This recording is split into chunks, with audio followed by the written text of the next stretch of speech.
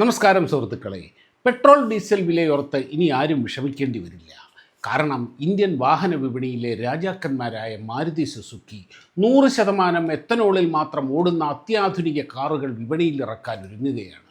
ഒരൊറ്റ തുള്ളി പെട്രോൾ പോലും ഇല്ലാതെ കരിമ്പിൽ നിന്നും ധാന്യങ്ങളിൽ നിന്നും ഉണ്ടാക്കുന്ന എത്തനോൾ ഉപയോഗിച്ച് ഇനി നമ്മുടെ കാറുകൾ റോഡിൽ കുതിച്ചു പായും.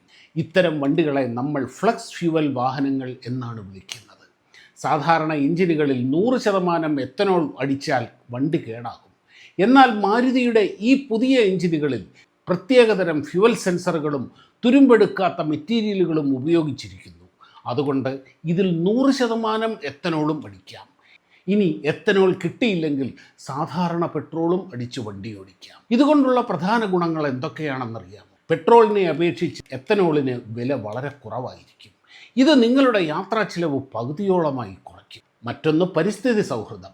പെട്രോൾ കത്തുമ്പോൾ ഉണ്ടാകുന്ന മലിനീകരണത്തിൻ്റെ പകുതി പോലും എത്തനോൾ പുറത്തു വിടുന്നില്ല. കാർബൺ ബഹിർഗമനം 80% കുറവാണ്.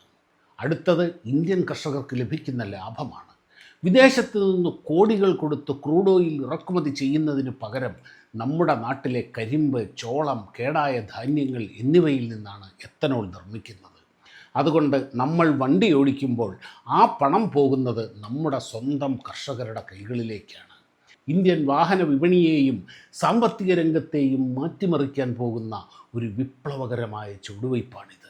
വരും വർഷങ്ങളിൽ ഇന്ത്യയിലെ റോഡുകൾ ഭരിക്കാൻ പോകുന്നത് ഈ പച്ചപ്പുള്ള ഇന്ധനമായിരിക്കും.